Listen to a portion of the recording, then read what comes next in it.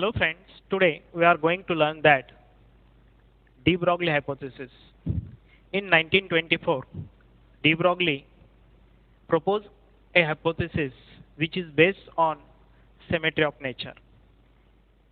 Up to this, we know that the radiations possesses dual nature. That means radiations behaves sometimes as like particle or sometimes it will behave as like waves. And according to this, we have explained the so many phenomena.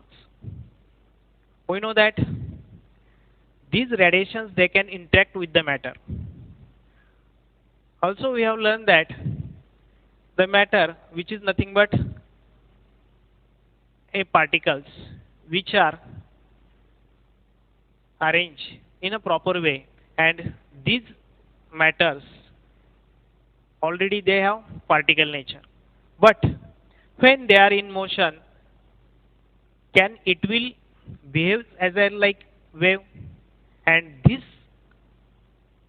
was true or comes true when there is an experiment which is carried on there and we observe that the diffraction phenomenon which is related to electrons, that means when these electrons they are scattered from the metals, or when a beam of electron which is incident on a nickel crystal, then there is a diffraction of this electron beam, it will be observed. That means there is a constructive and destructive interference in the diffraction phenomenon. So we can say that there is a confirmation of wave nature of matter. De Broglie used the frequency and wavelength terms, that means the properties of waves, to energy and momentum, which are the properties of particles, and establish the relation between them. Also, we know that when E is the energy of photon and P be the momentum of photon, then P is equal to E upon C, where C is the velocity of light, or we can say that velocity of photon. We know that photon can move with the velocity of light and it possesses momentum P. Then this P is equal to E by C. Suppose this is equation first. It holds good for massless particle. That means this massless particle which is moving with velocity of light. And also we know that according to Einstein's equation, E is equal to this h nu. Suppose this is equation second. So equation, by using these two equations, we can say that this momentum P becomes E by C, or this is equal to h nu upon C by using equation 2, or this can be, we can write that h upon lambda, as nu is equal to C by lambda. This relation, that is P is equal to h upon lambda, where h is Planck's constant, lambda is wavelength, and P is the momentum. This is relation for, suppose we can say that, photon. By using this fact, that means wavelength and frequency, these are the two properties which are related to wave. They can be used for the particles which is moving having energy E and momentum P. This should be relation between them. That means this momentum which is equal to h upon lambda. De Broglie proposed that when a matter or a particle, or we can say that matter particle which is moving with velocity v, or we can say that having energy E and momentum P, it associate with a wave.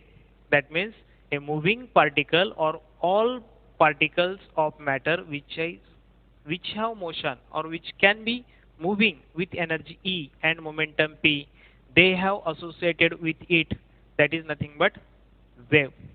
Or we can say that wave is associated with this moving particle having energy E and momentum P, and this wave have a frequency mu and wavelength lambda.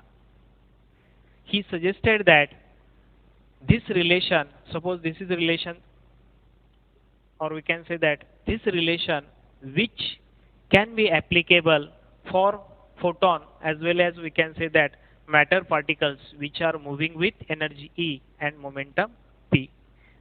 They associate a waves, and this wave which have frequency nu and wavelength lambda. That means we know that the frequency nu is equal to, from this, nu is equal to E by H, and this momentum P is equal to H upon lambda, or we can say that wavelength lambda is equal to H upon P. This is the relation for wavelength lambda, and this is the relation for frequency, or we can say that this lambda is equal to H upon, if momentum mass into velocity lambda. We know that lambda is equal to H upon P, or this lambda is equal to H upon momentum mass into velocity. The waves associated with this particle, these are called as matter waves, and they have frequency nu and wavelength lambda, which here lambda is equal to H upon momentum or Planck's constant, m is mass of particle, and v is the velocity, or we can say that H upon P momentum. Now consider that a particle having energy E and momentum P, or this matter particle which is moving with this energy and momentum, according to de Broglie hypothesis, it possesses or it have associate a wave, and this wave is called as a matter wave. Also we know that this wave having frequency nu and wavelength lambda.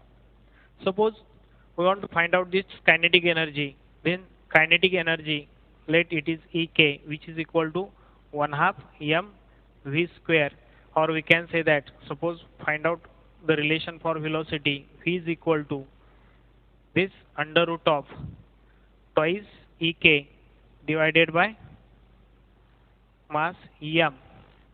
Suppose this is equation 1, and we have relation that this lambda, which is nothing but de Broglie wavelength, this lambda is equal to H upon, which is equal to H upon m. So substitute this value H upon m multiplied by this v, which is nothing but square root of m divided by twice Ek. By using this relation here, we observe here, therefore lambda is equal to, or de Broglie wavelength, which is equal to H upon this square root of, we know that here m take out inside this, or we know that H multiply by under root of H multiply by under root of m divided by twice Ek m square, or this is equal to H upon square root of twice m Ek. Suppose this is the relation second. Lambda is equal to H upon twice m mass of particle. This is the kinetic energy. H is Planck's constant and lambda is de Broglie wavelength.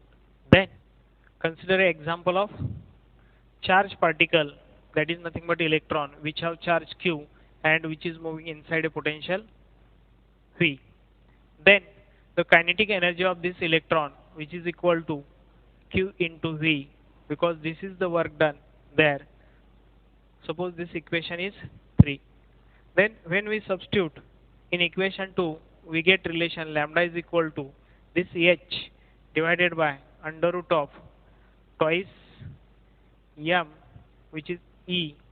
This is the mass of electron, and the kinetic energy, which is nothing but Q into V. This should be the expression for wavelength. We know that this lambda, which is the wavelength. Suppose if you take the example of electron, let me be the mass of electron, Q be the charge present on electron, V is in kilovolt, then this lambda should be in nanometer. That means suppose for electron we can find it, lambda is equal to 6.63 into 10 to the power minus 34 joule second divided by root of, suppose this 2 multiply by mass of electron 9.1 into 10 to the power minus 31 kg.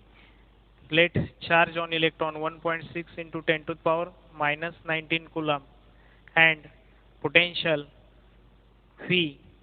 So this V is in volt. Then this lambda, which is in nanometer. When you will find out this, then it should be 1.228 divided by root of V, which is in volt. This is in nanometer. Or if lambda is in meter, then this should be equal to 1.228 into 10 to the power minus 9 divided by root of V, where this potential is in volt. So we can able to find, or we can find out the wavelength when a electron which is moving in a potential V. For example, let this suppose V is equal to 120 volt, then this wavelength lambda in nanometer, suppose this is equal to 1.228 divided by root of 120, this becomes 0.112, which is nothing but this wavelength or this lambda, which is equal to 0.112 nanometer, or this is equal to 0.112 into 10 to the power minus 9 meter. This should be the wavelength of wave which is associated with this moving electron. From above, we can conclude that subatomic particles which are present, that is nothing but electron, proton, neutrons, they possesses wave properties. Also, we know that the wavelength of electron, if the energy of electron is in few electron volt, then wavelength is in angstrom unit, or we can say that of the order of few angstrom unit. Suppose we know that the spacing between atom or a crystal, atoms of a crystal, if it is few angstrom unit, that means the atomic spacing which is used as an slit width for the diffraction of electron from the nickel crystal. That means the slit width of few angstrom unit to prove the wave nature. That means for confirmation of wave nature of these particles which are moving, the slit width is also required for few angstrom unit which is present in a nickel crystal, or we can say that metals. Also, we know that the wave properties, this was confirmed by the diffraction of electron from nickel crystal, which is experimentally proved that by Davison and Germer in 1927. That means confirmation of wave nature of these particles or matters, it was firstly confirmed by Davison and Germer by using a experiment that when there is a scattering of electron beams from the nickel crystal, and in which the electrons which are scattered from atoms which are associated such that they are interfere with each other, and there is a constructive and destructive interference of these electrons which is present, and due to that there is a diffraction. Also, George P. Thomson in 1928, he was also confirmed that moving electrons scattered from the metal and they will show a diffraction of electrons, that means the conformation of waves, in 1928. De Broglie gets Nobel Prize for his hypothesis in 1929, and Davison and Germer, Thomson, they get Nobel Prize in 1937 for their works.